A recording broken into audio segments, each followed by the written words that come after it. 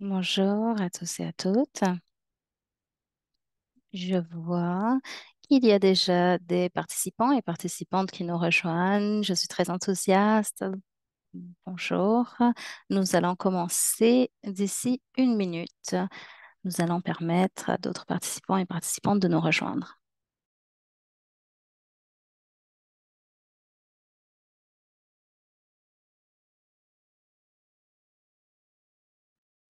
Très bien, bonjour à tous et à toutes. Je suis Melissa Barikarandi et je suis ici avec la Fondation canadienne des femmes et j'aimerais vous accueillir, vous souhaiter la bienvenue à notre deuxième partie de la semaine des PME co-organisée avec l'initiative En bonne compagnie. J'aimerais reconnaître que notre travail a lieu sur les terres traditionnelles des Premières Nations, Métis et Inuits. Nous sommes reconnaissants pour ces opportunités de nous rassembler, de travailler sur ces terres, mais nous reconnaissons que les reconnaissances territoriales ne suffisent pas et nous devons poursuivre la vérité, la décolonisation, la réconciliation et les alliances dans un effort continu de, de faire ce qui est juste pour les populations autochtones.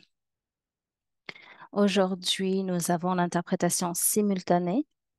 Si vous n'avez pas encore sélectionné votre langue, vous pouvez cliquer au bas de l'écran sur le bouton Interprétation et sélectionner la langue de votre choix. Nous avons une équipe qui s'assure que tous les mots soient compris. Vous pouvez sélectionner l'anglais ou le français. Nous avons aussi des sous-titres disponibles aujourd'hui en français et en anglais. Vous pouvez aller dans la boîte de clavardage et vous aurez accès au lien pour accéder aux sous-titres. Si vous avez des questions, merci de les entrer dans la boîte questions-réponses Q&A. Nous allons surveiller cette boîte de questions-réponses et nous allons essayer de répondre à autant de questions que possible. Si vous avez des problèmes techniques, merci d'écrire dans la boîte de questions-réponses et nous allons vous assister. Nous aimerions avoir votre rétroaction. Nous allons partager un lien pour un sondage à la fin de la rencontre et nous espérons que vous allez y répondre. Je vais maintenant donner la parole à Faiza Abdellaoui, qui est la fondatrice de Next Level Consulting Inc. et qui est également dans l'équipe de leadership de In Good Company ou En bonne compagnie et qui sera la modératrice aujourd'hui. À vous la parole, Faiza.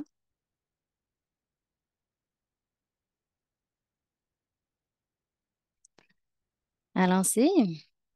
Donc, lorsqu'on veut être modératrice, il faut pouvoir activer son micro. Donc, merci pour cette introduction et merci de m'avoir invitée à être la modératrice aujourd'hui. J'aimerais avoir des conversations fortes avec les femmes qui sont ici présentes. Nous allons aborder un thème important pour cette semaine des PME. Je suis Faiza Abdellaoui et comme Mélissa l'a dit, je suis moi-même entrepreneur, je suis une propriétaire d'entreprise, je suis consultante, mais je suis engagée aussi avec la Fondation canadienne des femmes, avec YWCA, avec Catalyst et avec Plan International.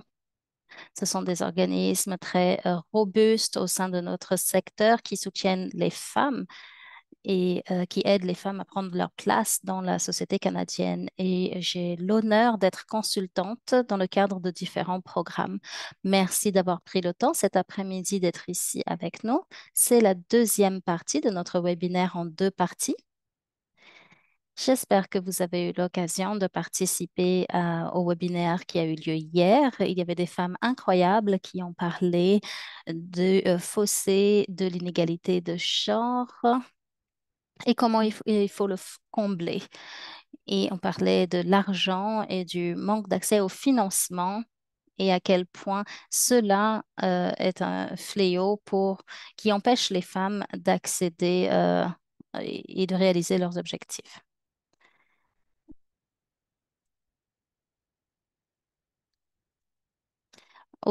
Pendant la semaine des PME, il y a un thème et chaque année, le thème est différent. Cette année, il s'agit de trouver des solutions. des solutions pour l'économie dans laquelle nous nous trouvons, des solutions face aux enjeux. Et aujourd'hui, nous allons aborder ce thème.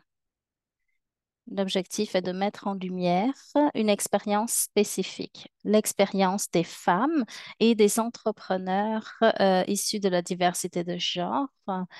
Euh, il y a un certain nombre de PME qui sont dirigées par des femmes et on se demande donc comment est-ce que ces entrepreneurs font face à des défis, quelle est leur histoire, quelles sont leurs ambitions. Et souvent, on ne se pose pas ces questions-là et on n'aborde pas la complexité de ces enjeux.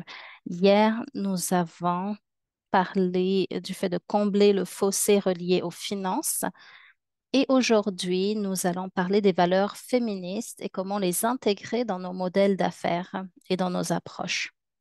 Nous avons quatre panélistes aujourd'hui qui ont différentes expériences et qui ont également des approches faciles à intégrer dans nos modèles d'affaires pour que nos entreprises soient plus féministes. La rencontre d'aujourd'hui est aussi co-organisée par la Fondation canadienne des femmes et En Bonne Compagnie. En Bonne Compagnie est un système, est un projet, pardon. C'est un projet de changement systémique de la Fondation canadienne des femmes et qui est co-dirigé par YWCA et d'autres parties prenantes dans le but de faire avancer l'équité de genre au sein des PME, particulièrement au sein des secteurs qui ont historiquement exclu les femmes.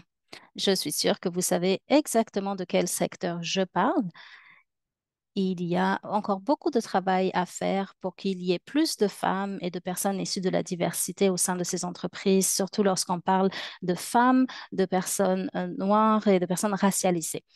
La Fondation canadienne des femmes est une fondation publique canadienne qui œuvre pour l'égalité de genre et la justice sociale.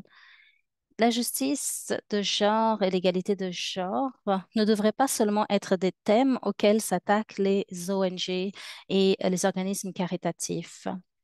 Lorsque nous parlons de féminisme, nous voulons pouvoir intégrer ces éléments-là et bien d'autres dans la discussion. J'aimerais maintenant accueillir nos panélistes. La première panéliste est Gerbin. Merci, Gerbin, d'être ici avec nous aujourd'hui sur la scène virtuelle. Vous êtes la fondatrice et la PDG d'Agen Social Enterprise. Bienvenue. Merci, Faiza. Je vais très bien. Gerbin, merci de présenter votre entreprise. J'ai commencé Agen il y a environ 23 ans. C'était vraiment avant tout le mouvement des entreprises sociales. Nous croyons en les valeurs de la création d'opportunités.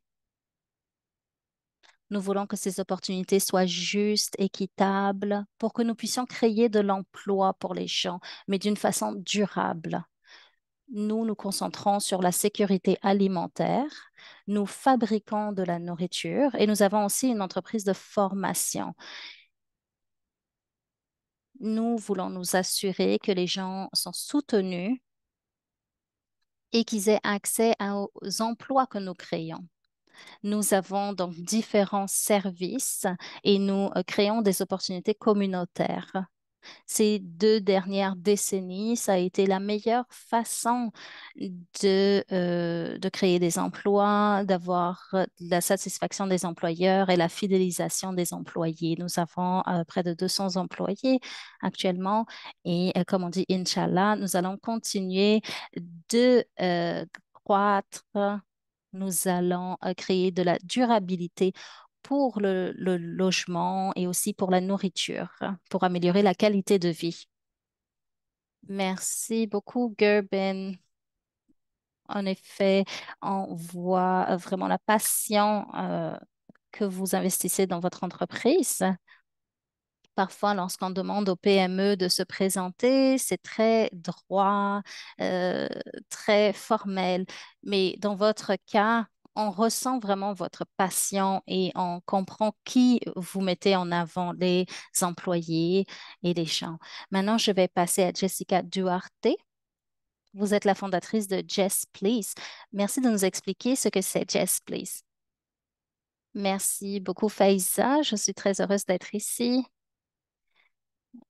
Il s'agit d'une entreprise qui offre des services de consultation en technologie et de design de sites web. Je suis la seule propriétaire de l'entreprise. Je conçois des sites web et je travaille avec des organismes à but non lucratif qui font du bon travail au sein des communautés. C'est cela ma passion. Je soutiens les ONG, les OBNL qui change les choses au sein des communautés. J'aime aussi offrir du mentorat et j'offre des services à des personnes qui sont marginalisées dans le secteur technologique. J'aime travailler avec les femmes autochtones, les femmes immigrées et j'aime intégrer autant de diversité que possible.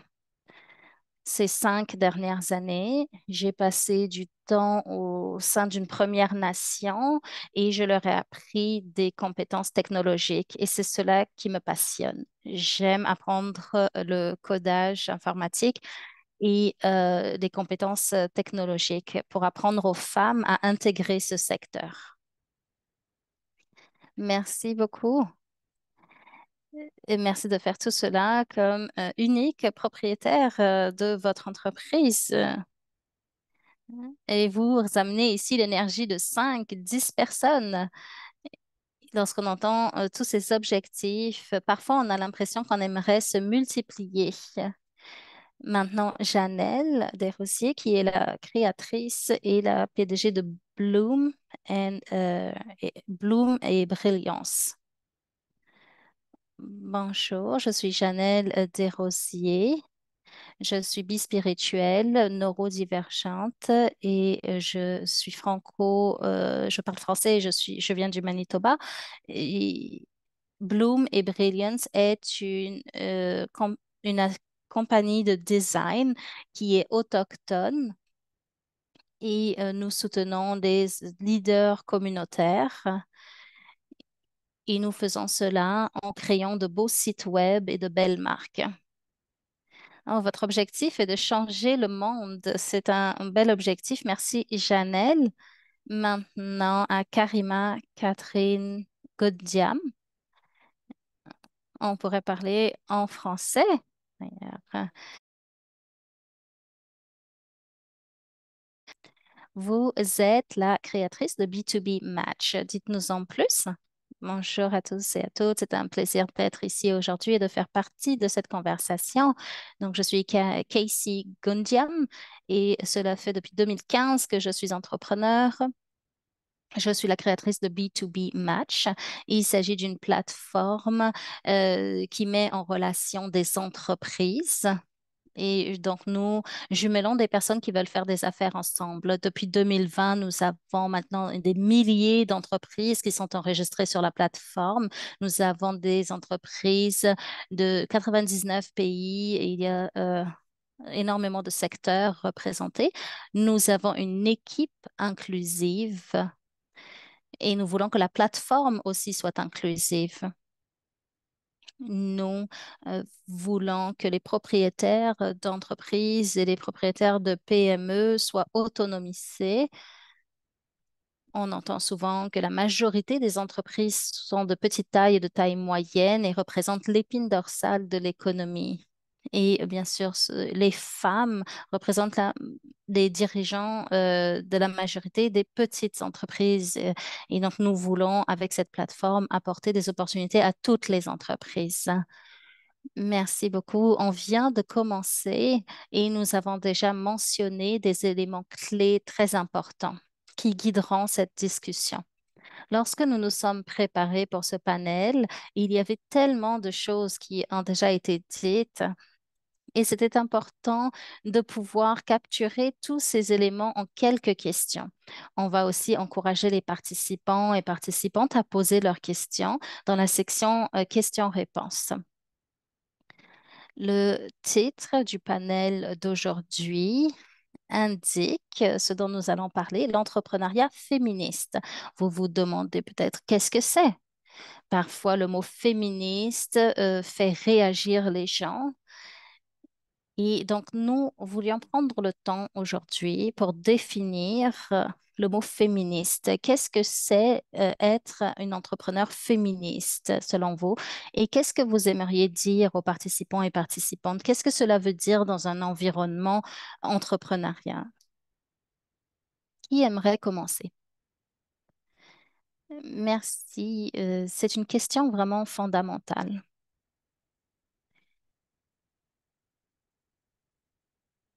Donc, selon moi, nous avons un modèle qui accepte le paradigme actuel. Le paradigme actuel est capitaliste, colonial et il est basé sur une structure hégémonique qui est elle-même basée sur la consommation. Cela a un impact négatif sur nous, sur notre planète et sur l'écosystème naturel. Au sein de la nature, il y a des écosystèmes, des structures qui existent et qui définissent la façon dont nous interagissons entre êtres humains. Donc, moi, je vois l'écosystème comme étant circulaire. C'est pour ça qu'on parle aussi d'économie circulaire. Et donc, selon moi, c'est important de ne pas seulement considérer un point, un élément comme le chiffre d'affaires. Non, il faut qu'il y ait un changement de paradigme. Et qu'est-ce qui pour moi est un changement de paradigme? Il faudrait en fait considérer quatre éléments et pas seulement un seul. Et je pense que les écosystèmes féministes vont dans ce sens-là et pourraient nous permettre de faire la transition ensemble. Premier élément, les gens.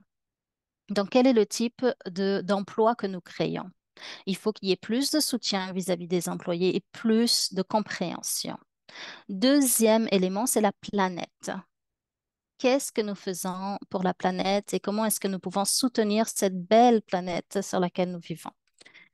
Comment est-ce que nous pouvons soutenir donc notre source de vie?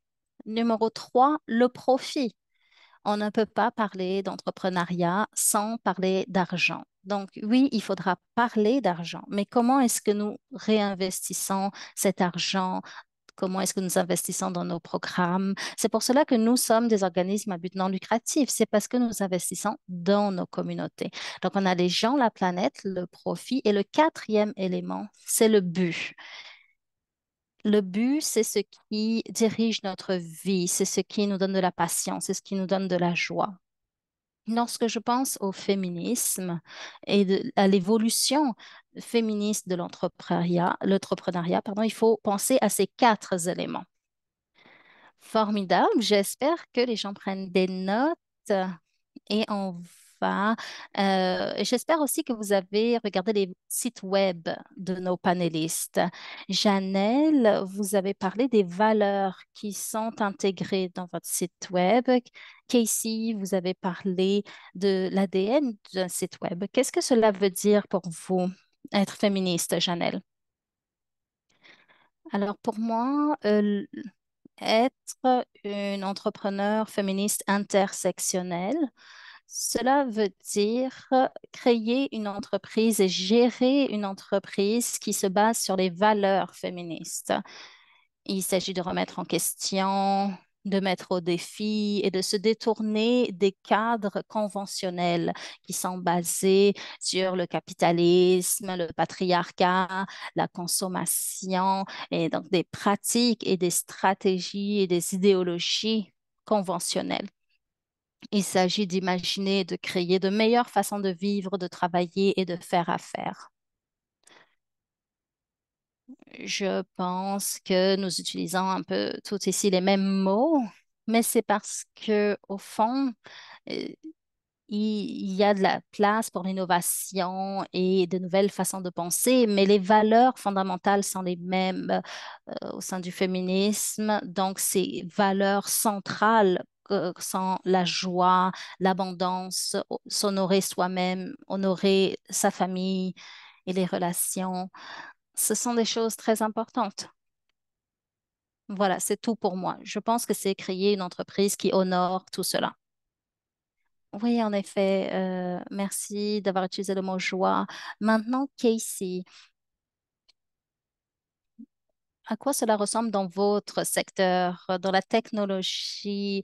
À quoi cela ressemble? C'est en 2017 que vous avez commencé et nous avons mentionné quelques valeurs. Janelle et Gerbine ont parlé de quelques valeurs. Pour vous, qu'est-ce que cela veut dire être une entrepreneur féministe dans le secteur de la technologie? Alors moi, je suis dans le secteur de la technologie depuis les années 2000, mais je suis une entrepreneur depuis 2015. Et bon, je vais répéter ce qui est évident. Je suis une femme noire entrepreneur qui est francophone. Et je suis aussi une mère et c'est encore plus rare dans le secteur de la technologie. Donc, l'entrepreneuriat féministe, c'est un effort militant pour moi, de militantisme. Il s'agit ici d'apporter des opportunités égales à tout le monde et d'avoir des opportunités dont Janelle a parlé aussi, car il ne s'agit pas seulement de moi en tant que femme. Tout ce que je fais, c'est un nouveau cheminement. Parfois, j'ai l'impression qu'il y a des gens qui n'ont jamais vu des femmes comme moi dans ce secteur. Et donc, c'est important d'autonomiser les femmes pour avoir des conversations telles qu'on a aujourd'hui. Je prends des notes. J'étais aussi en train de réfléchir aux autres conversations que nous avons eues, Casey. Vous êtes tellement persévérante et puis c'est toujours tellement cohérent ce que vous dites. En effet, vous intégrez cela dans votre plateforme et vous soutenez vos clients aussi. Vous dites que lorsque vous vous présentez, vous êtes très passionné et vous voulez soutenir un type de client très spécifique. Qu'est-ce que cela veut dire être un entrepreneur féministe pour vous et vos clients? Jess. À vous la parole. Merci beaucoup pour toutes ces définitions. Je pense que j'ai commencé l'entrepreneuriat féministe avant même de savoir ce que cela voulait dire. Je ne sais pas si vous ressentez la même chose. Mais dans mon entreprise, cela a eu lieu organiquement, de façon naturelle. Moi, je me suis lancée dans l'entrepreneuriat parce que je voulais découvrir ses compétences et ce que je ressentais, c'était que la structure conventionnelle du travail, le travail de bureau de 9 à 5, je sentais que cela ne me convenait pas et que je n'allais pas pouvoir m'épanouir dans cette structure. Donc, je voulais trouver quelque chose qui allait me correspondre et je cherchais des compétences pour cela. Être un entrepreneur, c'est bien plus difficile que faire du 9 à 5, mais c'est aussi plus libérant car on travaille pour soi et on travaille pour quelque chose en quoi on croit. J'ai commencé à travailler avec des femmes autochtones et lorsque j'ai commencé à faire cela, à essayer de transférer ces compétences technologiques, que j'ai commencé à appliquer ces valeurs féministes. Je voulais permettre à des femmes d'accéder à des formations auxquelles elles n'avaient pas accès, car elles habitaient dans des régions plus éloignées. Et je voulais que mes services soient adaptés aux besoins spéciaux de ces communautés, de ces femmes qui donnent tellement au sein de leur communauté. J'ai réalisé que je pouvais réellement changer la donne si mon entreprise mettait en place des partenariats avec des personnes euh, au sein des communautés pour qu'elles puissent investir au sein de leur communauté. c'est très difficile lorsqu'on a des rôles qui entrent en conflit, comme lorsqu'on est un leader, une dirigeante communautaire, on est une femme, on est une mère. Il y a différentes casquettes et ça peut être difficile d'être une entrepreneur. Et je pensais que je pouvais aider de ce côté-là. Très bien, merci. Donc, on voit qu'il y a une intersection, il y a l'intersectionnalité, oui, mais il y a aussi une intersection entre les systèmes, les entreprises et les expériences individuelles. Nos expériences et celles des personnes autour de nous. Jess, vous avez dit que vous avez commencé à être une entrepreneur féministe avant même de savoir qu'on appelait cela être féministe. Et je pense que les participants et participantes commencent à faire le lien aussi avec ce qui se passe dans le monde de l'entrepreneuriat. Par exemple, si on parle des éléments de société, gouvernance et d'environnement, SEG, ou si on parle de DEI, la diversité, l'équité et l'inclusion, il s'agit en fait d'éléments qu'on intègre au sein des entreprises actuellement. Et on voit que dans ces éléments, il y a des valeurs féministes qui sont intégrées. Donc, SEG et DEI, c'est très courant maintenant. Les grandes entreprises utilisent ces termes. Mais lorsqu'il s'agit des valeurs féministes et des pratiques féministes, il n'y a pas le même engouement. On dirait qu'il y a une certaine barrière qui est plus difficile à transcender. Pourquoi est-ce que cela est le cas? Et pour les personnes qui écoutent, est-ce que vous pourriez nous donner des exemples spécifiques? On pourrait commencer avec Casey, avec votre plateforme. Comment est-ce que vous intégrez ces valeurs féministes au sein de vos opérations pour donner des résultats concrets? Merci beaucoup. Vous avez parlé de SEG, donc social, environnement, gouvernance. Il y a beaucoup d'entreprises qui trouvent que c'est très tendance d'intégrer ces éléments dans leur matériel de marketing. Mais je pense que pour toutes les personnes ici présentes, nous avons décidé de créer une entreprise parce que c'est comme ça que nous voulions opérer. Et moi, dès le départ, dès la création de mon entreprise, j'ai intégré les valeurs de SEG. Et c'était très important pour moi à cause de toute la discrimination à laquelle j'ai fait face. Donc, dès le départ, nous avons mis cela en œuvre. Nous ne voulions pas avoir d'angle mort euh, et nous avons posé des questions sur la diversité, sur la communauté LGBTQ, sur les propriétaires qui souffrent d'un handicap et tout cela, nous avons donc posé ces questions aux propriétaires sur notre plateforme. Et si ces partenaires, fournisseurs et clients ont accepté, ils pouvaient partager ces informations sur la plateforme. Et j'espère en fait que nos enfants vont repenser à notre époque d'aujourd'hui en se disant que c'était complètement fou. Les institutions, à mon avis, ne sont pas assez rapides à comprendre les changements sociétaux. C'est comme si il fallait qu'on justifiait le droit d'être des femmes en affaires. Et c'est choquant.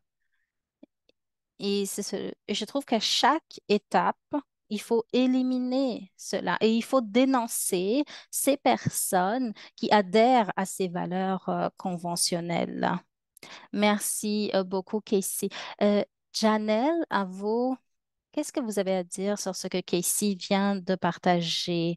Peut-être que vous vous identifiez un peu à ce qu'elle vient de dire.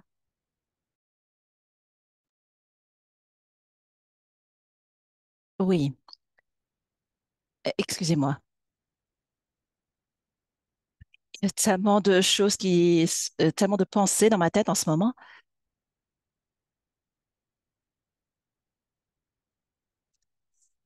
les femmes noires autochtones et de couleur dans nos entreprises. Je suis moi-même une femme autochtone et étant donné de pratique, marketing, client, on veut vraiment centraliser les voix et les expériences afin qu'elles soient mieux représentées, notamment dans le monde technologique tel que Casey l'a dit. En tant que femmes autochtones, nous représentons moins de 1% des personnes qui sont dans ce domaine. C'est pourquoi il est important de bien mettre en avant ces valeurs ainsi que le travail que nous menons. Par exemple, ne pas seulement embaucher des personnes avec des diplômes, mais également les autodidactes plutôt, promouvoir l'autonomie dans notre milieu de travail, ce qui est important en tant que mère, et même avant que je devienne mère d'ailleurs, c'est-à-dire s'engager à permettre un travail 100% depuis la maison. Il faut également voir comment organiser le travail autour de notre vie et non pas l'inverse. Parce que les gens les employeurs s'attendent à ce qu'on travaille tous les jours de 10 heures à 16 heures. Et vous savez, moi-même, je suis une artiste et je sais que je dois être capable de pouvoir travailler quand l'inspiration me vient. L'inspiration n'arrive pas sur commande. Il faut que les employeurs puissent s'adapter au changement. En tant que mère, et nous avons d'autres mères qui sont membres de notre équipe, il faut voir comment on peut adapter les rôles selon les capacités. Il y a des gens qui peuvent mener des travaux créatifs, puis ces personnes sont devenues des mères et ont vu leur rôle changer pour se concentrer sur de la consultation, par exemple. Donc, il s'agit d'offrir de la flexibilité et ne pas oublier l'aspect humain.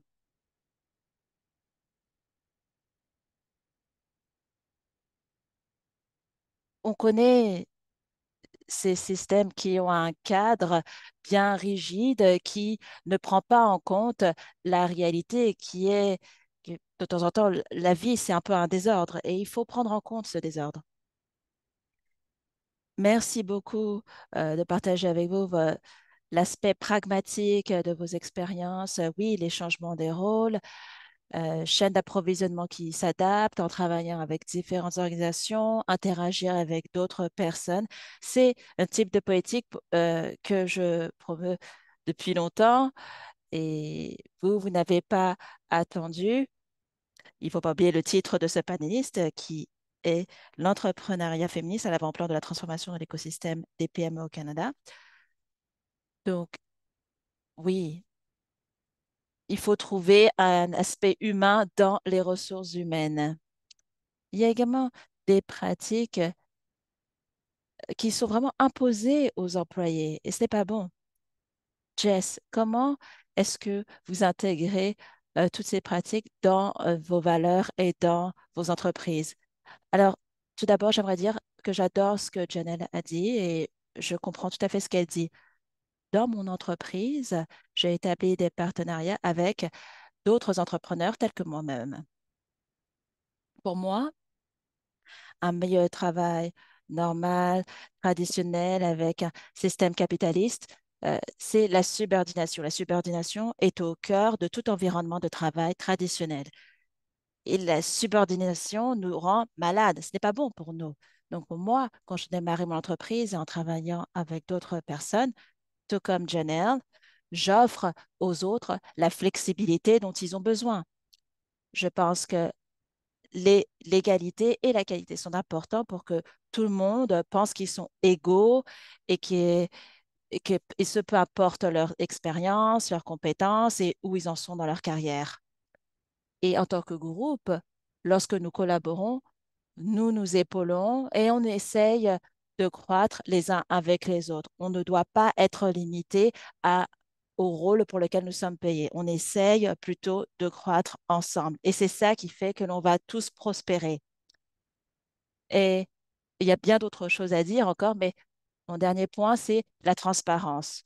Bien souvent, il y a une sorte de secret qui tourne autour des affaires. Quelle est la valeur d'un projet? Blablabla. Pour moi, tout doit être transparent. Et quand on négocie tous ensemble et que l'on implémente euh, un salaire égal pour tout le monde, c'est ça qui est bon. Et il était également important de toujours avoir des discussions ouvertes. S'agit d'analyser le système dans lequel nous évoluons pour voir comment il peut justement euh, fonctionner contre nous. Mais bon, bref, tout ça pour dire que la transparence est de mise et je suis d'accord avec tout ce qui a été dit par mes collègues.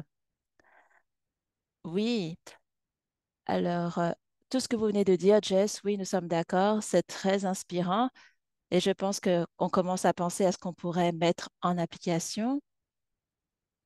Gobin, comment est-ce que vous établissez les valeurs féministes dans votre entreprise? Tel qu'il a été mentionné par tout le monde, eh bien, je dois dire que les copanélistes ont tout dit.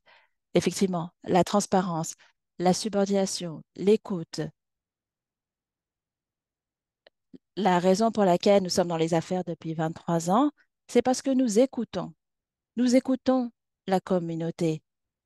On prend en considération la communauté. C'est pas comme si on dit voici comment on est et c'est comme ça qu'on procède, un point c'est tout. Non, ça, c'est plutôt un système traditionnel qui va du haut vers le bas avec une approche de domination, mais nous, on essaie plutôt d'inverser les choses. Nous, on est là pour dire qu'on est ici, tous ensemble, on est tous dans le même bateau. Moi, pour moi, je suis toujours là pour les autres parce que nous sommes tous connectés à la Terre. Nous sommes liés les uns aux autres. Janelle, vous parliez de liens forts. L'ESG, DEI, qu'est-ce que c'est si ce n'est les affinités? Qu'est-ce que c'est si ce n'est apporter de la valeur à la justice sociale? Parce que nous vivons ensemble et surtout ne pas oublier la planète. La planète est la source majeure de toute vie. Les pratiques ESG sont inhérentes à toutes nos actions. J'ai suivi des cours d'ESG ou plutôt il y a des gens qui suivent des cours d'ESG pour obtenir un certificat, mais on n'a pas forcément besoin de suivre un tel cours. On sait que le plastique est mauvais, le pouvoir et la domination sont mauvais. Ne pas avoir une conversation transparente peut nous tuer. La subordination nous tue. C'est pourquoi on doit respecter les uns les autres, et se montrer comme étant des humains. Cette mentalité hiérarchique du haut vers le bas, ça ne fonctionne pas. Je suis d'accord avec ce que Jess a dit. Quand j'ai démarré mon entreprise, on a dit, on est tous dans le même bateau, parlons les uns avec les autres. Je parlais du mouvement de 15 dollars il y a plus de 10 ans. J'ai payé quelqu'un 15 dollars alors que moi, je ne gagnais rien du tout. Et ça, vous voyez, c'est une valeur d'entrepreneuriat. Ça, c'est une valeur qui va changer le paradigme qui littéralement nous tue. Merci. Waouh, quelle intervention puissante. Alors, on a déjà des questions de l'auditoire. On a parlé des trois lettres DEI ainsi que ESG. J'aimerais ajouter un autre mot avec trois lettres. ODD, Objectif de développement durable. Il existe de grandes entreprises qui euh, entreprennent des actes symboliques pour s'aligner sur ces ODD, mais beaucoup de gens disent qu'il est trop tard. Gubin, vous avez démarré votre entreprise il y a 20 ans. Entre-temps, les ODD ont été publiés, mais les grandes entreprises, les PME, le Canada ne s'adaptent pas aussi rapidement. Une question de l'auditoire.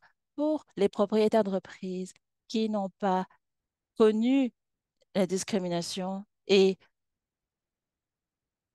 et qui n'intègrent pas les valeurs féministes à leur entreprise de manière naturelle, comment faire en sorte que ces entreprises puissent participer de manière positive? C'est une question intéressante parce que je pense que les gens comprennent ce que vous dites, mais que pouvons-nous faire pour celles et ceux qui ne voient pas les choses de la même manière et qui ne savent pas par où commencer pour intégrer ces valeurs dans leur entreprise? Parce que oui, vous êtes à l'avant-plan de la transformation, vous inspirez la transformation. Que faire pour concrétiser cette transformation? Casey. Alors oui, concernant la question précédente, tout ce qui a été mentionné par mes collègues, je les ai déjà mis en application. Je pense qu'il y a un thème récurrent ici. Nous sommes toutes des femmes. Alors maintenant, j'aimerais adopter une autre perspective afin de pouvoir amener d'autres personnes avec nous. Il faut pouvoir amener avec nous les, les modèles des autres. Parce que si vous amenez quelqu'un qui peut-être n'a pas assez d'expérience, qui peut être sur la défensive, ça peut être délicat. Et moi, voici ce que je préfère faire et qui s'est avéré être efficace. C'est euh, de demander aux gens, OK, amenez vos modèles, les personnes que vous voyez comme étant des modèles, et voyez comment influencer euh, les autres, par exemple, les auteurs de blogs populaires.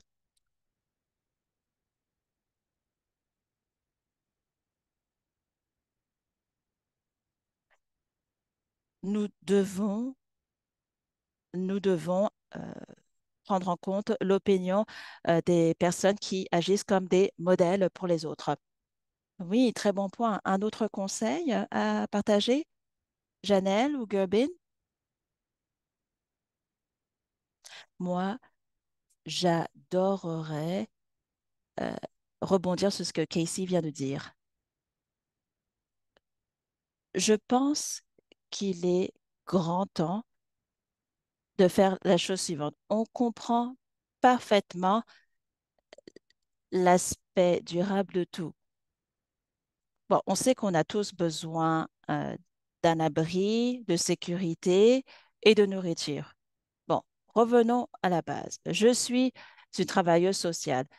Je n'ai pas fait d'école de commerce et quand j'ai quitté le monde des politiques, qui d'ailleurs, soit en passant, est inéquitable, j'ai commencé une entreprise sociale. Et à l'époque, j'ai vécu dans la pauvreté par choix pendant 12 ans. Pourquoi je vous dis cela? Eh bien, parce que j'ai connu les gens qui pouvaient influencer les choses. Mais il faut revenir aux choses basiques. Si vous êtes un PDG, c'est fantastique que vous soyez un PDG, mais est-ce que vous devriez gagner en une heure ce que les autres gagnent en une année? Je ne pense pas. Soyons honnêtes à un moment, n'est-ce pas? Tenons ces conversations honnêtes. Et voici comment j'amène ces conversations. Est-ce que vous aimez vos employés? Est-ce que vous voulez retenir ces employés dans votre entreprise? Alors, si oui, mettez-vous à leur place. Comment pouvez vivre avec 20 000 $ par an? Comment vivre avec 35 000 $ par an? Comment pouvez-vous payer votre loyer dans ces cas-là? Et je siège au conseil d'administration de la Banque alimentaire et on met au défi le conseil d'administration de vivre pendant une semaine avec ce que la Banque alimentaire donne. Pourquoi? Parce que les gens doivent comprendre quelles sont les expériences des autres en se mettant à leur place. Parce que quand on commence à se mettre à la place des autres, notre cœur et notre compassion ne seront que plus grands. Mais la réalité est qu'on ne peut pas changer le monde sans compassion. On a besoin de compassion pour bien comprendre l'expérience des autres. C'est ma suggestion. Très bien, merci, Gobin. C'est très inspirant ce que vous dites. Et une fois de plus, oui, les conversations pratiques et réelles doivent être tenues. Janelle, Jess, avez-vous autre chose à ajouter? Je sais que peut-être on devrait parler de finances parce qu'on a commencé à parler d'argent. Oui, l'argent est un thème central pour faire croître une entreprise. Jess, Janelle? Alors, je ne suis pas type basique de féministe. Là où mon travail et ma rage fonctionnent, c'est justement quand il faut appuyer les gens qui sont vraiment opprimés par ce système, car il s'agit de valider et d'appuyer le travail de ces personnes, parce que les gens qui effectuent le travail radicalement transformationnel le font avec très peu d'argent, très peu d'appui et très peu de reconnaissance. Alors, moi, je ne vais pas perdre mon temps à convaincre les gens à se soucier des autres.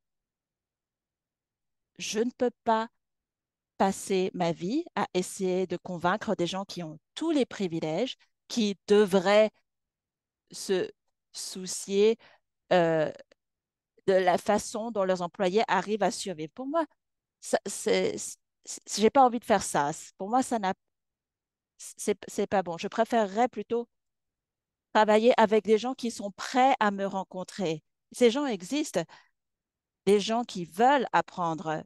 Nos efforts doivent plutôt être dirigés vers ces personnes.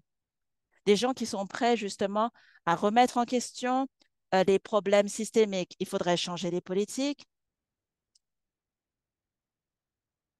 Il faut qu'on réponde aux problèmes et cela demande des efforts à l'échelle communautaire et demande également de maintenir les relations et de nous entraider.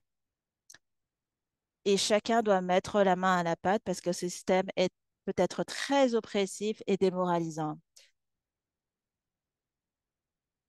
Donc, il est important de tenir des conversations. Soyez honnête avec vos croyances et les gens viendront vers vous et seront tout aussi honnêtes avec vous et travailler avec ces personnes. Et les personnes qui ne sont pas là, c'est pas grave. On n'a pas besoin de travailler avec ces personnes si ces personnes ne sont pas intéressées. On ne devrait pas porter le fardeau de ces gens. Les relations que vous baptisez avec les gens, assurez-vous que ce soit avec des gens qui soient prêts à travailler. Très bien, merci. Jess, on a un petit peu parlé de finances, l'accès à la trésorerie, on en a parlé hier. Il y a un fossé quand il s'agit du financement des entreprises détenues par des femmes et personnes issues de la diversité de genre. On avait parlé de financement traditionnel, de financement alternatif. Voici ma question pour vous toutes. Où en êtes-vous en 2023 en matière d'accès au financement pour la survie de votre entreprise,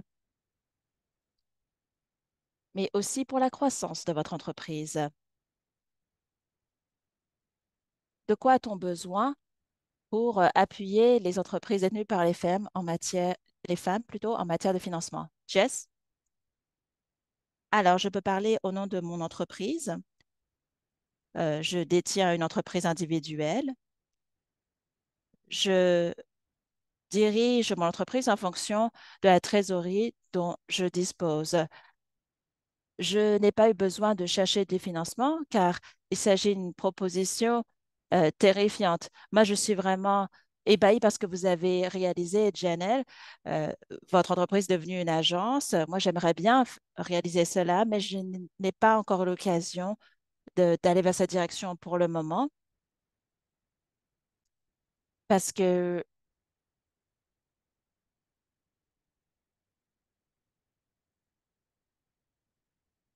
j'ai besoin d'énormément de financement afin de pouvoir fournir un salaire décent à mes employés, avoir des bons services. Présentement, j'ai une petite équipe, seulement 5 personnes, dont moi-même. Et hier, j'ai été vraiment fascinée par les discussions que j'ai entendues. Tout le monde parlait de petits prêts pour les femmes, des prêts de 150 000 $ ou 100 000 $. Et j'entends toujours des jeunes hommes dans leur vingtaine qui ont bien moins d'expérience que moi et qui reçoivent des millions de dollars dans la Silicon Valley pour des idées débiles. Et moi, je me dis, mais pourquoi nous, on ne pourrait pas obtenir autant d'argent pour des idées qui sont justement là pour améliorer la vie des gens et qui sont là pour apporter des idées novatrices? On travaille tellement avec très peu de ressources, vous savez. J'aimerais entendre l'opinion des autres panélistes. Comment accéder à davantage de financement et faire en sorte que nos idées soient intéressantes aux yeux des investisseurs? J'aimerais connaître l'opinion des copanélistes. Très bien, oui.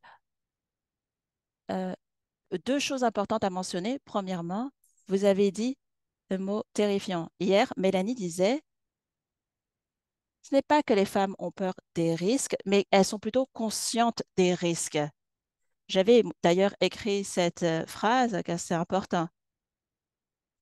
C'est important, notamment quand on voit l'échec des jeunes pousses qui reçoivent des millions et au final, il n'y a rien. Et deuxièmement, les participants qui participent à cette séance, Jess et Janelle, vous travaillez dans le même secteur. Vous créez des sites web, différents types de sites web, mais vous n'êtes pas en compétition. Vous vous entraidez, vous êtes là l'une pour l'autre. Et c'est aussi une différente façon, justement, de transformer les choses dans le secteur des PME. C'est vraiment les bases du féminisme. Pas de concurrence, mais plutôt l'entraide. Je pense, Janet, que c'est vous qui avez mentionné ce point d'ailleurs.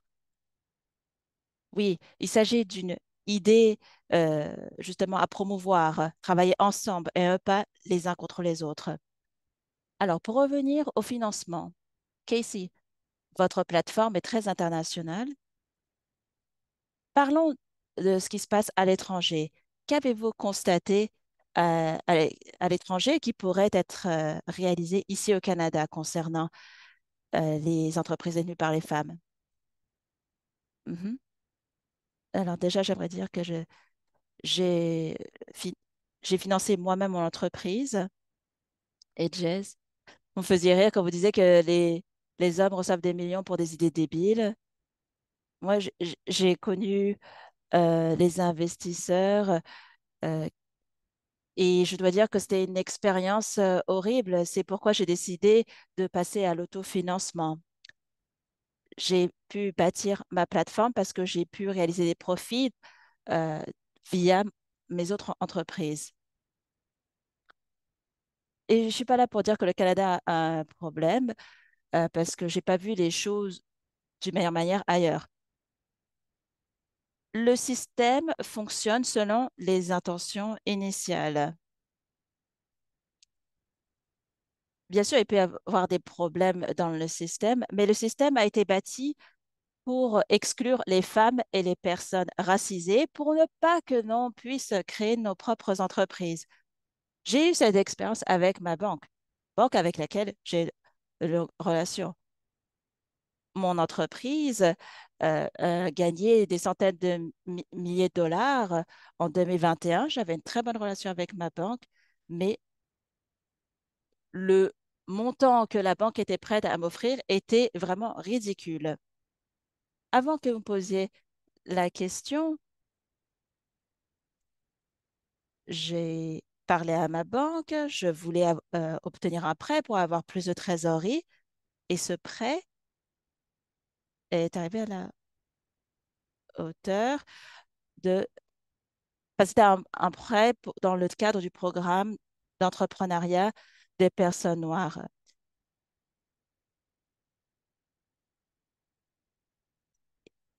Et je dois dire que, en fait, le montant de ce prêt n'était pas vraiment différent des expériences que j'ai connues par le passé. Donc, en gros, ce que je veux dire, c'est que le système est là pour nous empêcher d'aller de l'avant. C'est très difficile de briser les barrières. Et quand on arrive à briser ces barrières, c'est un miracle. Donc, je suis en train de travailler sur les solutions. Et dès que j'aurai trouvé la solution, je vous en ferai part. Mais j'ai fait une promesse en démarrant cette entreprise. Je vais faire tout ce qui est en mon possible pour aider celles et ceux qui viendront après moi. Si j'arrive à trouver une solution, alors il n'y a pas de raison pour que quelqu'un d'autre passe autant de temps, d'efforts et d'énergie pour obtenir ce dont ils ont besoin. Et cela, ça peut également rendre une personne vulnérable, notamment les femmes, parce qu'on a également des familles à gérer. Mais oui, on devrait recevoir de l'appui. On ne devrait pas avoir à se battre pour obtenir un tel appui. Merci, Godine. J'ai vu vos réactions. Vous avez même applaudi. Quelle est votre expérience avec le financement? Waouh. OK. Alors, je vais répéter ce que les copanélistes ont déjà dit, mais vous savez, vous sélectionnez des panélistes avec des personnes qui ont été des pionniers en matière d'entrepreneuriat, des entrepreneurs féministes même. Cependant, nous avons toutes identifié que le système est hégémonique et a été établi contre nous. Les gens qui me connaissent savent que mon mot préféré est hégémonie parce que ce mot me rend en colère. Chaque jour, depuis la naissance, on nous apprend qu'il s'agit d'un système dans lequel nous vivons. Ça, c'est ton genre. Voilà comment tu fonctionnes. Tu es une personne de couleur, donc tu appartiens à tel endroit. Et tout cela est insidieux. Il s'agit de plusieurs couches qui se superposent. Il y en a assez. Assez, moi je dis. Il y en a assez. Assez pour qu'on, il faut qu'on arrête de nous dire qu'on est incapable de pouvoir briser ces barrières. Arrêtez de nous dire cela. Arrêtez de dire qu'on ne peut pas obtenir le financement alors qu'un jeune homme euh, qui a une idée ridicule peut obtenir un prêt faramineux. Je suis juste honnête ici.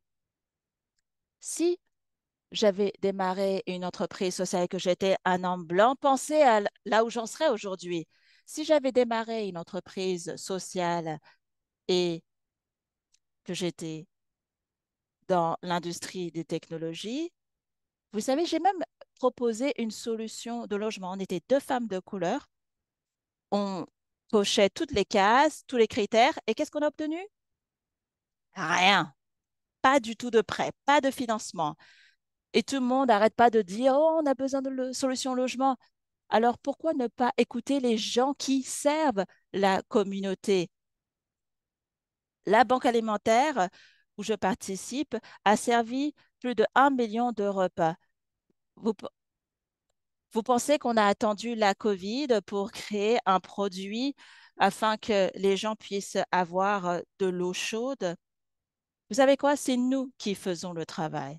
Et on fait ce travail malgré le système qui joue contre nous. N'est-il donc pas temps que le système nous donne une minute, juste une minute de reconnaissance et que le système reconnaisse que peut-être on est sur la bonne voie? On n'est pas à la recherche de permission, d'appréciation ou de gratitude. Non, nous, ce qu'on veut, c'est un tout petit peu d'égalité, juste un tout petit peu d'égalité. Oui, et vous disiez juste une minute. Est-ce qu'on peut avoir juste une minute? Eh bien, en tant qu'animatrice, c'est parfait puisque il nous reste 5 minutes avant de passer aux questions de l'auditoire. Et cela est important parce que je vois qu'il y a déjà des questions intéressantes qui ont été postées. Mais pour commenter ce que vous disiez, je pense que 90% des jeunes pousses qui sont financés par les investisseurs connaissent des échecs. Donc, c'est des milliards de dollars qui sont passés, qui sont jetés par la fenêtre. Janelle,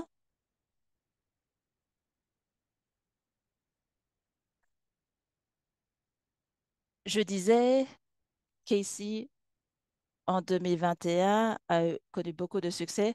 Moi, j'ai également une très bonne relation avec ma banque. Il y a des centaines de milliers de dollars qui sont dans mon compte et je demande à ma banque, qu'est-ce que vous pouvez m'offrir en termes de carte de crédit ou prêt? Et la banque ne peut rien me donner. Ils disent, on peut vous donner une carte de crédit de 5 000 dollars, mais il faut que vous investissiez 5 000 dollars dans des CPG. C'était en mars de 2022. Donc oui, mars 2022 à, À l'époque, j'étais vraiment triste parce que chaque année, je vais voir la banque. Je dis, OK, est-ce que maintenant c'est bon? Et à chaque fois, c'est une réponse triste. Et ça me rend livide parce que mon mari a regardé le courrier. Il a eu une offre de la banque, la même banque. Il a ouvert son compte bancaire après moi. Lui, il est employeur autonome. Sa carrière est en pause depuis 3 ans afin que je puisse faire croître mon entreprise. Et la banque lui a offert 15 000 dollars. Et Nico, vous avez été préapprouvé pour un crédit de 15 000 dollars dans votre compte bancaire d'entreprise. Et moi, ça me rend livide. Ah, ça me rend vraiment en colère. Vraiment. J'ai beaucoup de critiques vis-à-vis de cette banque et j'ai hâte d'avoir un rendez-vous avec ces gens, de leur montrer la lettre. Et mon mari est un homme blanc. Est-ce que la banque sait? J'en sais rien, mais c'est quand même un peu suspect, n'est-ce pas? Que dans une même famille, c'est moi qui apporte l'argent dans la famille. Mon mari, lui, pour ça, il s'occupe de nos enfants.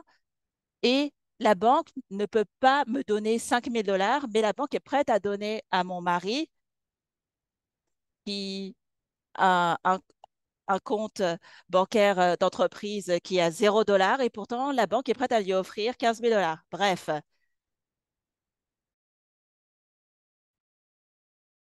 Merci, merci d'avoir partagé. Le gouvernement, les entreprises de capital risque, tout le monde nous demande qu'est-ce qu'on peut faire pour autonomiser les femmes, comme s'ils ne savaient pas quoi faire. Mais non, il s'agit ici, cette oppression, c'est une fonctionnalité du système. Ce n'est pas un bug du système, c'est une fonctionnalité du système. Tout est relié et c'est intentionnel. En ce qui concerne les solutions disponibles, je pense qu'il faudrait qu'il y ait une stratégie de revenu minimum fédéral. Euh, il y a beaucoup de femmes et d'enfants au Canada qui vivent sous le seuil de la pauvreté et c'est une tragédie. C'est vraiment horrifiant, surtout lorsqu'on voit l'impact sur les femmes entrepreneurs. Ici, il s'agit de femmes qui veulent survivre et qui n'ont ni l'énergie ni les liquidités pour investir dans leurs entreprises ou faire croître leur entreprise. Il faudrait qu'il y ait un changement politique systémique qui vient mettre fin à cette inéquité. Et c'est la meilleure chose que nous pourrions faire pour élever les femmes et les entrepreneurs de genres divers au Canada. Je pense vraiment que nous devrions mettre tous nos efforts pour obtenir une réponse gouvernementale, car les banques ne nous écoutent pas. Nous sommes en train de créer nos propres systèmes de financement. Et en tant que femmes, nous devons le faire nous-mêmes.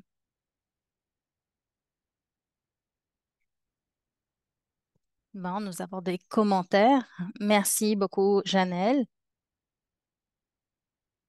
Il y a des commentaires d'un participant. Je vais lire. Mon entreprise est aussi complètement autofinancée comme Karima et même avec des ventes brutes de 2 millions de dollars, nous avons du mal à obtenir des crédits en mon nom. Et j'ai contacté Futurpreneur, la BDC et les autres institutions. Il y a énormément de bureaucratie. Comme vous l'avez mentionné, Casey, il n'y a pas de choses, de solutions concrètes. Comme vous l'avez dit aussi, ce n'est pas un bug, c'est une fonctionnalité. Un autre commentaire dit que, que chez BDC, on ne nous a pas été. En tant que femme, nous devons faire les choses nous-mêmes et nous devons prendre le temps de gérer nos entreprises nous-mêmes. Merci beaucoup d'avoir partagé votre expérience. Nous avons aussi un autre commentaire pour Janelle. Et la façon de laquelle vous vous êtes présentée. Vous avez dit que vous êtes une femme neurodivergente et cette personne dit qu'elle se sent très reconnaissante d'entendre votre contribution car cette personne aussi essaye d'accepter ses forces et faiblesses actuellement. et essaye de naviguer à travers le système qui ne permet pas la créativité et les différentes approches pour pouvoir s'épanouir et pour créer de la beauté au sein de nos entreprises. Maintenant, nous allons passer aux questions et j'aimerais ensuite vous donner 1 minute pour conclure. Il y a une question sur le mentorat. C'est une question qu'on entend souvent. En effet, il y a des financements pour des programmes de mentorat et cette personne dit qu'elle serait très intéressée pour connaître les opportunités de mentorat, pour les donner du mentorat ou en recevoir. Est-ce qu'il y a des opportunités en place? D'ailleurs, Gerbin, je vous ai entendu parler à un panel et vous m'avez offert du mentorat pendant 1 heure. Y a-t-il quelqu'un qui aimerait répondre à cette question sur le mentorat, sur les bénéficiaires du mentorat? Euh, Est-ce que vous, personnellement, vous avez reçu du mentorat ou est-ce que vous en avez offert? Janelle? Oh non, Casey, vous vouliez intervenir? Non, allez-y, Janelle. J'ai l'impression que j'ai beaucoup parlé déjà. Je vais donner la parole à Casey.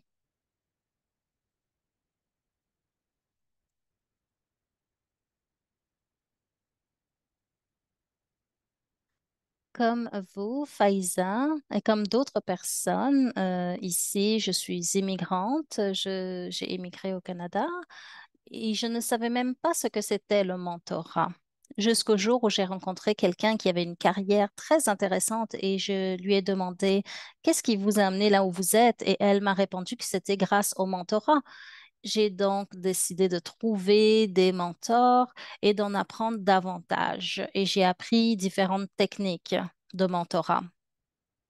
Moi, j'ai bénéficié de mentorat de la part d'un PDG, par exemple, au début de ma carrière. Ça a été fantastique et ça m'a permis de créer un réseau.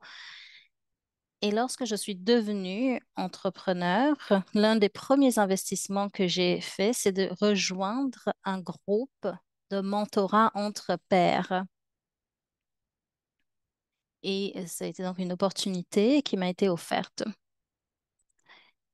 Et tout cela, c'était formidable. Le mentorat, c'est génial et il faut vivre cette expérience. Moi, par contre, j'ai certaines réserves en ce qui concerne les groupes qui proposent du mentorat sous la forme d'un emploi, d'un service rémunéré. Je pense que doit être une relation humaine. Moi, j'offre du mentorat à toutes les personnes pratiquement que je rencontre. Moi, je suis très spécifique et le plus j'apprends les choses que je ne devrais pas faire, je l'enseigne aux autres. Mais s'il y a des gens qui ont besoin d'un mentorat structuré, là, c'est autre chose. Je pense qu'on n'en manque pas ici au Canada. Il y a des tonnes d'opportunités, des groupes qui offrent du mentorat sous forme de service.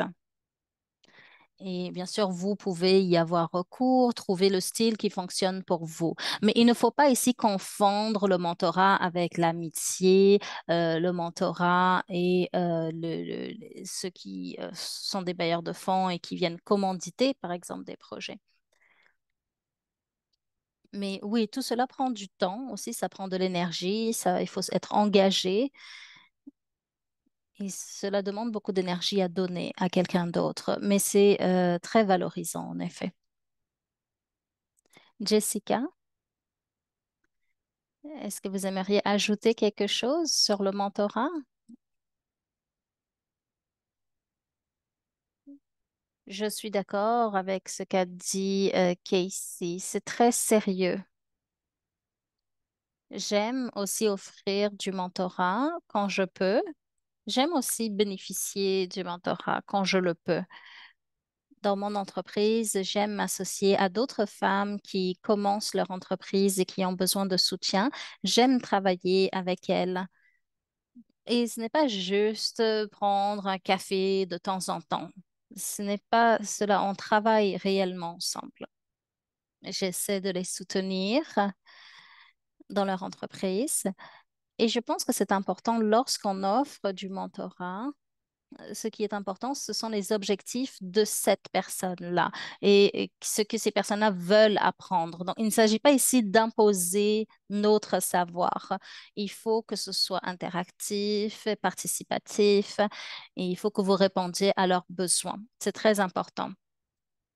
Cela apporte beaucoup de sens à mon travail. J'aime aider les autres à grandir et surtout en tant que femme qui fait du codage informatique, c'est important d'apprendre d'enseigner, pardon, parce que lorsqu'on enseigne, on apprend également. Donc, c'est une situation, en fait, où les deux parties bénéficient de la relation.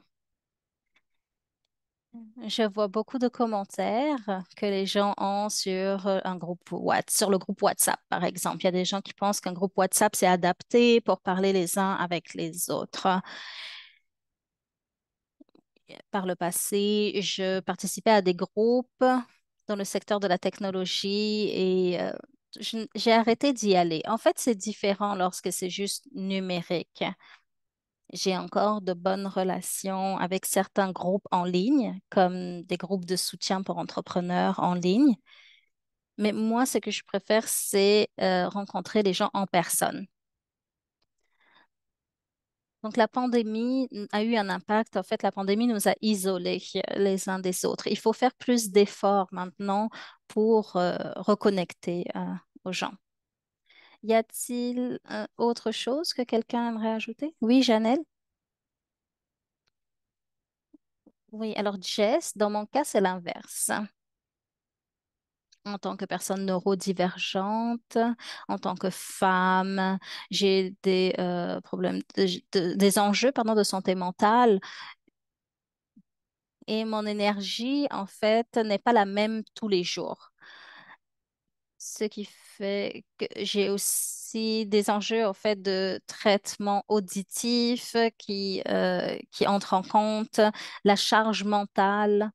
Et c'est pour cela que pour moi, le fait de pouvoir avoir des groupes en ligne, aller dans des groupes de discussion en ligne, ça a été un avantage pour moi. Cela me permet de plus interagir avec les gens. Je me remets aussi d'un surménage professionnel qui a été dévastateur pour moi et je pense que les outils en ligne sont donc une bonne solution. Pour le mentorat, tout revient au financement. Regardez-nous ici, nous réussissons, nous sommes des femmes qui réussissent et on a beaucoup de connaissances institutionnelles. Mais le mentorat requiert un investissement majeur car il faut du temps et de l'énergie à investir.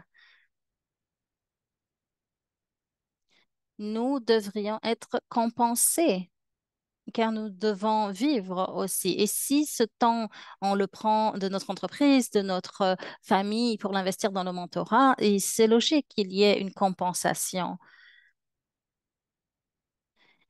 Et si l'entreprise se porte très bien et qu'on peut prendre ce temps-là sans que ça ait des répercussions sur les revenus, dans ce cas-là, c'est autre chose. Mais dans tous les cas, encore une fois, cela revient au financement.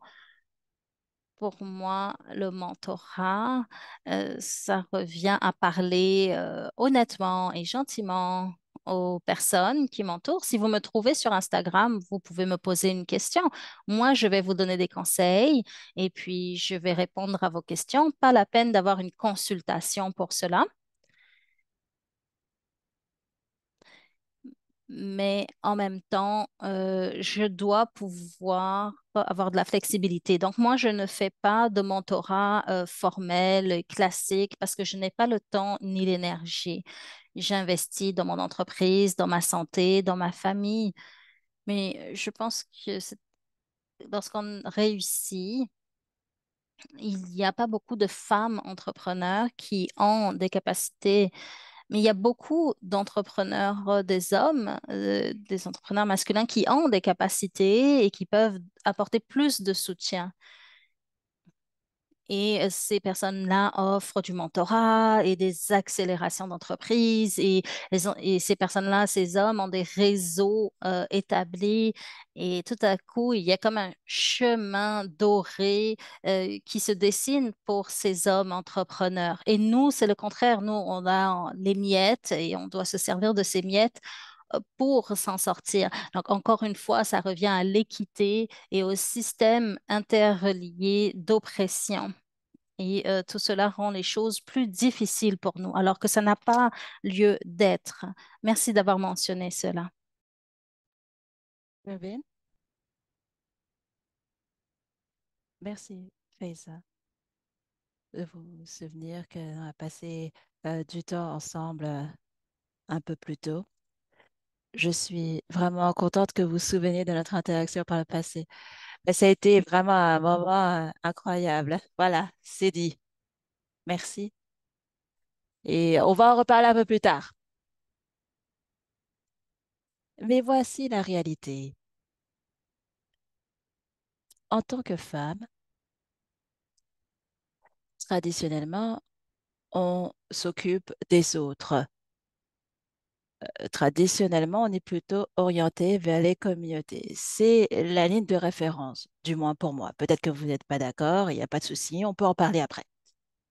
Mais en gros, si vous dites, et j'ai besoin de 30 minutes ou 1 heure de votre temps, oui, pas de souci. Mais pour revenir au point de Janelle, nous, on n'a pas le club des hommes ou des garçons, le All Boys Club, qui a tracé la voie pour nous. Personne. Nous, on est là pour se battre et faire tomber les barrières et on le fait au quotidien. On se bat fort afin que la prochaine génération, comme Casey l'a dit, Casey est là pour tracer la voie. Moi aussi, nous tous, on est en train de le faire. On trace la voie pour les prochaines générations. Et pourtant, chaque année, toutes les universités me demandent, est-ce que vous pouvez être le mentor de tel ou tel étudiant? Et après, je demande aux universités, est-ce que vous payez les étudiants? Parce que moi, je ne vais pas être le mentor des étudiants à moins qu'ils soient rémunérés. Et je dis aux universités, c'est vous qui récoltez tout l'argent et le fait que vous ne nourrissez pas vos étudiants, vous ne prenez pas soin de vos étudiants lors de leur stage. Le stage, pourtant, est un travail. Moi, je n'ai pas de budget pour payer ces étudiants, mais je le ferai autrement. Et donc, il incombe aux universités d'investir dans leurs étudiants, puisque les universités reçoivent des dons. Il faut qu'il y ait un changement de valeur. Il y en a assez des stages non rémunérés, du travail gratuit, de la main-d'œuvre gratuite. Et il y a tellement d'organisations qui arrivent à soutirer du travail gratuit de la part de clients. Et je travaille avec des organisations et dès que je découvre que ces organisations ne payent pas leurs clients malgré la génération de profit, euh, moi, je n'aime pas ça. Parce que sinon, on n'arrivera jamais à briser le cycle de la pauvreté. Et cela remet en question notre système de valeurs, n'est-ce pas? Donc, le mentorat, j'adore. Et finalement, concernant les finances, il existe beaucoup de demandes de propositions au niveau municipal, provincial, fédéral. Mais quand allons-nous faire du lobbying auprès de tous les paliers gouvernementaux? Mais faisons en sorte que ces demandes de propositions soient plus accessibles. Et il y en a assez d'entendre le mot accessibilité lorsque des entrepreneurs tels que nous, ainsi que innovateurs sociaux, on essaye d'égaliser le terrain de jeu et changer les structures économiques. Et pourtant, on n'a même pas accès à l'argent que pourtant nous payons via nos impôts. Voilà, c'est ce que je voulais dire. Wow, merci beaucoup. Il reste encore une question que j'aimerais vous poser. Mais avant cela, bon, je suis censée démarrer avec les remarques de conclusion, mais ce que vous dites est tellement intéressant. Et je suis l'animatrice. J'ai tellement d'idées et d'opinions dans ma tête. Je reconnais votre passion. J'adore votre honnêteté. J'ai participé à d'autres événements cette semaine. Et vous savez, en général, les gens sont très polis. Les gens disent, oh, on a besoin de tenir ces conversations. Mais je sais très bien que les participants de ces événements se diront, non, peut-être plus tard.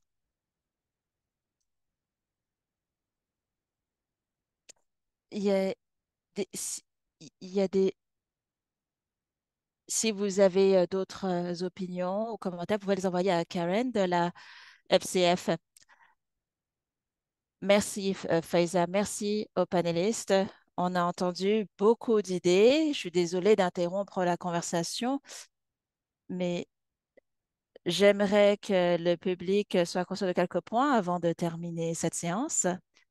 Si vous souhaitez en savoir plus sur l'écart euh, entre les genres concernant le financement, eh bien, Paulette Senior, directrice générale de la Fondation canadienne des femmes, a publié un article sur ce sujet dans le Philanthropist Journal qui est paru hier. Ma collègue Liz a publié le lien vers cet article dans la boîte de clavardage. Nous vous invitons à lire cet article et à nous faire part de vos commentaires. Comme nous l'avons mentionné, cet événement est la deuxième partie de notre série de webinaires en deux parties. Et on a enregistré la séance d'hier. Si jamais vous n'avez pas pu y participer, on vous l'enverra par courriel prochainement. Cet événement est une initiative conjointe de la Fondation canadienne des femmes et le projet En bonne compagnie. Ce projet a été expliqué par Faiza au début de la séance. En bonne compagnie est une initiative collaborative qui vise à renforcer la justice, la diversité, l'équité et l'inclusion dans l'écosystème des petites entreprises. Les partenaires de En bonne compagnie ont réuni un groupe communautaire de dirigeants de PME qui essayent d'influencer positivement les changements dans leurs organisations. Faiza, notre excellente animatrice d'aujourd'hui, est la co-convocatrice de ce groupe communautaire de dirigeants de PME. Donc, cela vous donne une idée du calibre des personnes autour de la table. Si vous êtes dirigeant d'entreprise et que vous êtes intéressé par ce travail et souhaitez être en contact avec d'autres dirigeants de petites entreprises, eh bien, on serait ravi d'entendre parler de vous. Dans la boîte de clavardage, il y a le lien vers le site web de En bonne compagnie et vous pouvez être en contact avec eux si vous le souhaitez. Enfin, nous sommes intéressés par vos rétroactions vis-à-vis de la séance d'aujourd'hui. Avant de vous déconnecter, veuillez prendre le moment de répondre à notre bref sondage. Le lien se trouve dans la boîte de clavardage. Et c'est tout pour moi. Je vais redonner la parole à Faiza. Merci, Karen. Comme vous l'avez dit, j'ai eu l'occasion d'être la co-convocatrice avec Simon Bolstad. Il y a une réunion du groupe communautaire de dirigeants de PME qui a lieu une fois par mois. Et les discussions sont tout aussi dynamiques que celles qu'on a eues aujourd'hui. Donc, merci Karen d'avoir parlé de ce groupe communautaire et d'inviter les participants de cette séance à joindre ce groupe qui se réunit une fois par mois. Ce groupe communautaire se réunit pour parler de ce que cela signifie d'être entrepreneur féministe et comment s'assurer que les femmes et personnes issues de la diversité de genre puissent entrer dans différents secteurs et prospérer. Donc, il s'agit d'embaucher, de retenir le personnel et de croître tous ensemble. Alors, ma dernière question pour tous les panélistes, question d'un propriétaire de petite entreprise. Alors, j'exploite une boulangerie. On crée beaucoup de produits sucrés Et il y a même le lien qui s'y trouve et on vous encourage à acheter ces créations.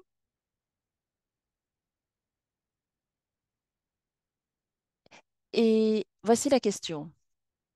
Quels sont les facteurs ou principes clés que cette propriétaire d'entreprise doit garder en tête afin de maintenir l'identité de son entreprise tout en contribuant au changement? Le changement qu'ils veulent voir pour eux-mêmes, pour les femmes et tout le monde. C'est toujours une dichotomie. Il y a des propriétaires d'entreprise qui disent: «Oh, mais je dois faire croître mon entreprise, je ne peux pas m'occuper de faire changer le monde.» Alors, quel est votre conseil? Comment justement faire en sorte de faire croître et prospérer son entreprise tout en contribuant au changement? Casey, votre micro est ouvert, vous souhaitez parler? Ah non, je crois que mon micro était ouvert pendant tout ce temps.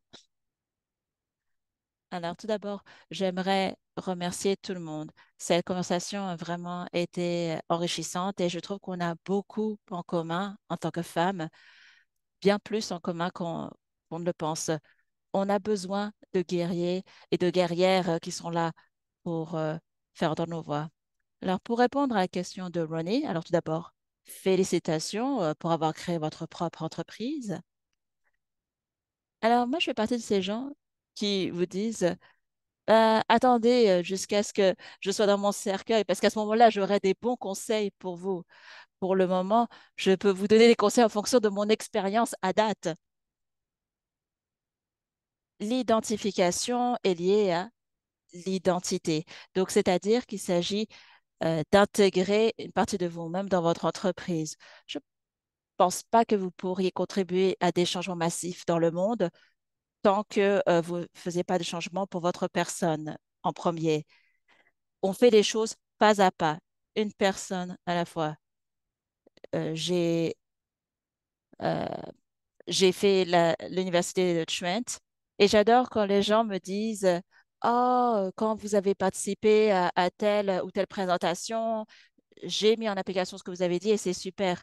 Et jamais je m'étais dit que je pourrais contribuer positivement dans la vie des gens. Mais vous savez quoi? Si j'arrive à changer la vie d'une personne, c'est très bien, étant donné notre énergie, nos capacités. On est dans notre monde, on se dit que nous sommes des super femmes, des Wonder Woman, on s'occupe de beaucoup de choses.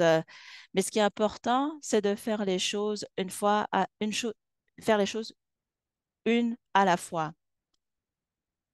Et ces actes peuvent être variés. Ça peut être payer la formation de quelqu'un ou encourager quelqu'un qui se sent découragé. Donc, juste des petites étapes qui peuvent amener à de grands changements. Oui, des petits, des petites étapes qui amènent à de grands changements. Merci. Vous avez mentionné les mots guerrier et guerrière. C'est vraiment fatigant d'être guerrier et guerrière. Janelle, vous avez été honnête, vous avez partagé vos difficultés, vous avez parlé d'épuisement professionnel. On connaît tout cela. C'est assez violent, c'est fatigant.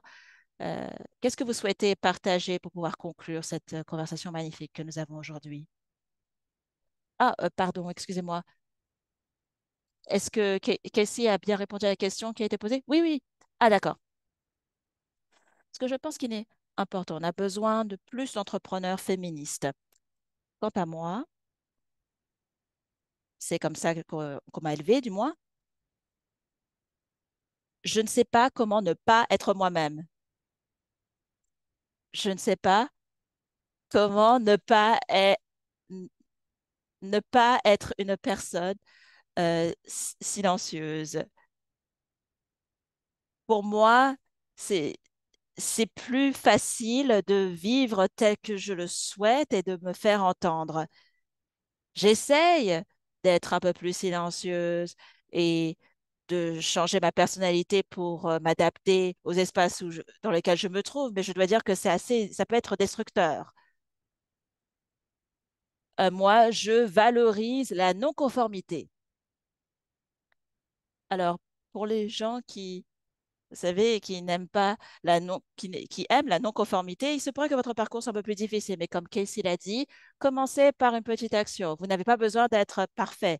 La perfection, c'est une valeur de la suprématie blanche. On a besoin d'être humble et il faut essayer. Même si le résultat fait un peu désordre ou que ça nous rend mal à l'aise, continuez. Commencez par votre propre éducation. Avez-vous des écarts d'éducation? Quelles sont vos valeurs féministes? Qu'en est-il de la théorie critique? Apprenez des autochtones féministes, des femmes noires féministes. Faites tout ce travail pour vous-même en premier. Quand vous apprenez quelque chose, il y a quelque chose qui se passe en vous. Concentrez-vous sur cette réaction. Cela peut même allumer une passion.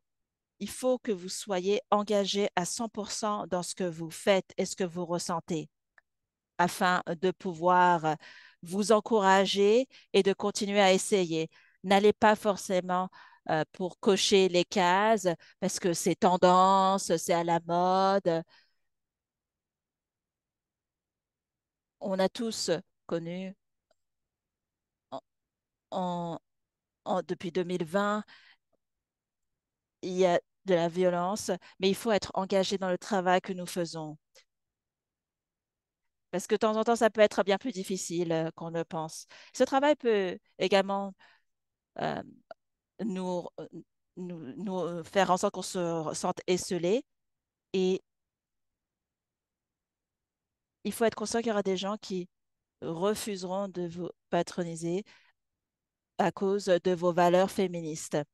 Mais c'est correct, parce qu'une fois que vous trouvez les bonnes personnes et que vous travaillez avec ces personnes, alors les choses sont plus faciles. Parce que quand vous travaillez avec d'autres types de personnes, ça peut être vraiment ennuyant. Donc, trouvez cette passion ou ce qui vous motive. C'est ça qui vous encouragera. C'est le travail de toute une vie. Jess, on, on a dépassé de 2 minutes le temps qui nous est imparti. C'est difficile parce que oui, il y a des délais à respecter, il y a des équipes d'interprétation qui travaillent avec nous. Merci beaucoup pour ce temps additionnel que vous nous accordez. Alors, Jess, allez-y. Je vais être très rapide. Janelle a déjà résumé les choses de façon magnifique. J'aime tout ce que vous avez dit, Janelle. Moi, mon expérience au sein de mon entreprise est la suivante. Lorsqu'on autonomise les gens avec qui on travaille pour qu'elles puissent être, pour que ces personnes puissent être elles-mêmes, pour qu'elles puissent être libres et pour qu'elles soient valorisées pour leur travail et tout ce qu'elles sont, et qu'on encourage ces personnes-là, cela va améliorer votre entreprise. C'est cela mon expérience. Les gens travaillent euh, le mieux, du mieux possible lorsqu'on enlève les barrières de l'oppression. Par exemple, si vous êtes une boulangerie et puis que vous avez une assistante en boulangerie, elle va tout à coup inventer la meilleure recette possible parce que vous autonomisez cette personne. Nous, dans notre entreprise, le meilleur travail que nous le faisons lorsque nous sommes libres d'être nous-mêmes et lorsqu'on peut s'épanouir et non pas seulement survivre. Mais merci beaucoup. En effet, il faut choisir les personnes avec qui on s'entoure. Oui, et c'est vraiment formidable de travailler avec des gens qui ne sont pas opprimés. Lorsqu'on travaille dans un environnement où il n'y a pas d'oppression, on ne peut pas travailler dans un autre environnement. C'est pour cela que moi, je n'abandonne jamais et que je ne vais pas chercher un travail conventionnel. Oui, vous restez entrepreneur et vous allez continuer avec votre entreprise. Ça fait 20 ans, Jess. Et nous allons devoir terminer, mais j'espère qu'on va rester en contact. Tout à fait, et merci. D'ailleurs, moi, je vais confirmer tout ce qui a été dit. Vous avez toutes dit des choses formidables. Le seul conseil que je dirais, euh, c'est, oui, lorsqu'on a son entreprise Et Ronnie, vous êtes boulangère, vous faites de la pâtisserie et sachez qu'il faut mettre de l'amour dans tout ce que vous faites et qu'il faut aussi vous nourrir vous-même. Car si vous n'êtes pas nourri et que vous n'investissez pas en vous-même, vous n'allez pas pouvoir servir les autres. Donc, il faut être bienveillant vis-à-vis de vous-même, vis-à-vis de votre âme, pour pouvoir servir les autres. Donc, j'espère que notre conversation aujourd'hui va vous montrer que vous avez des alliés, vous avez des sœurs, vous avez des personnes qui travaillent avec vous. Et c'est important de se soutenir, de s'affirmer et de nourrir son âme. Quel bon mot de conclusion. Cette conversation est enregistrée. Nous allons pouvoir revoir l'enregistrement. Merci à tous et à toutes pour le temps que vous avez passé avec nous. C'est très enrichissant, instructif, inspirant. Cela nous inspire à faire plus et à opérer du changement. Merci à la Fondation canadienne des femmes et à tous les partenaires. Merci pour l'équipe d'interprétation aussi. Restons tous et toutes en contact et au-delà des semaines, soutenons-nous les unes les autres. Merci et prenez soin de vous.